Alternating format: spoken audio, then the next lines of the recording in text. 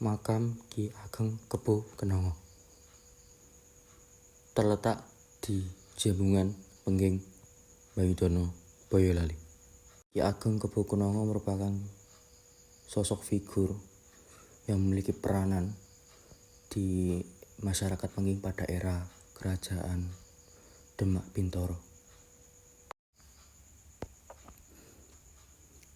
Ki Ageng Kebo Kenongo merupakan anak dari Adipati Andayoningrat atau biasa kita kenal sebagai Ki Ageng Pengging Sepuh, dan ibunya yang bernama Retno Pambayun, yaitu putri dari Raja Majapahit yaitu Brawijaya V.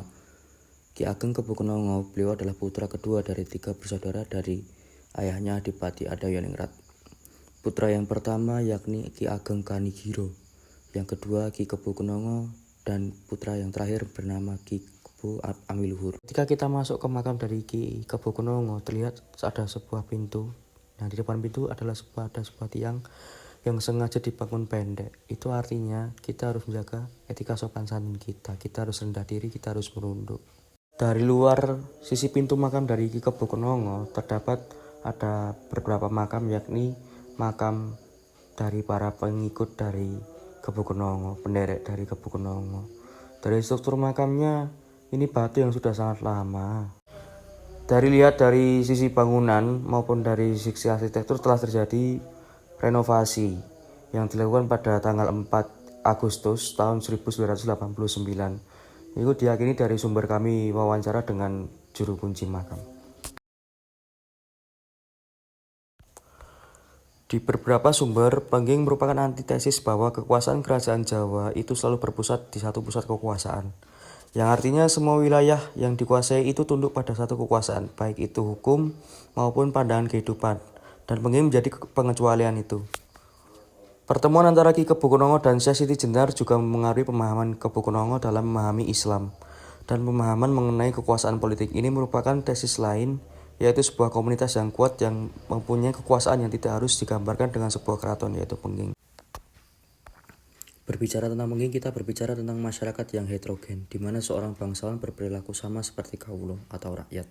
Lalu kemudian seorang kaulo mempunyai hak-hak yang sama dengan penguasanya. Dan di Pengging inilah yang menjadi awal mula kesetaraan. Tidak membeda-bedakan, semua manusia itu sama, mendapatkan hak yang sama. Benar bahwa di sini tidak ada kasta. Yang dulu di sini banyak memanggil Den, memanggil Doro itu banyak.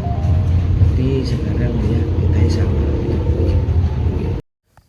Yang menarik dari Ki Ageng Pengging sendiri tidak hanya serta-merta bagaimana dia berhadapan dengan kekuatan Demak, ya, atau persinggungan dengan ajaran Syekh Siti Jenar Manunggaling Kawula Gusti, yang menyebabkan dari awal dari pertempuran yang menghasilkan Ki Ageng Pengging terbunuh oleh Sunan Kudus, tetapi juga soal perbedaan pendapat tentang makam Ki Ageng Pengging itu sendiri. Menurut banyak pihak atau banyak sumber, itu dimakamkan di Pengging, tepatnya di daerah Jembungan Pengging, Boyolali. Beberapa juga menyebutkan bahwa Ki Ageng Pengging tidak meninggal saat dibunuh di tempat oleh Sunan Kudus, lalu dikuburkan setelah meninggal.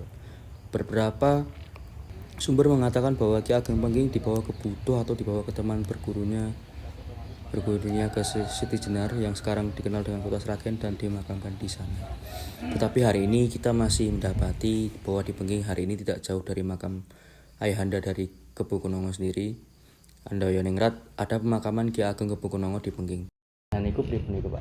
Ini versi dari sini, masyarakat sini meyakini bahwa Eyang di sini.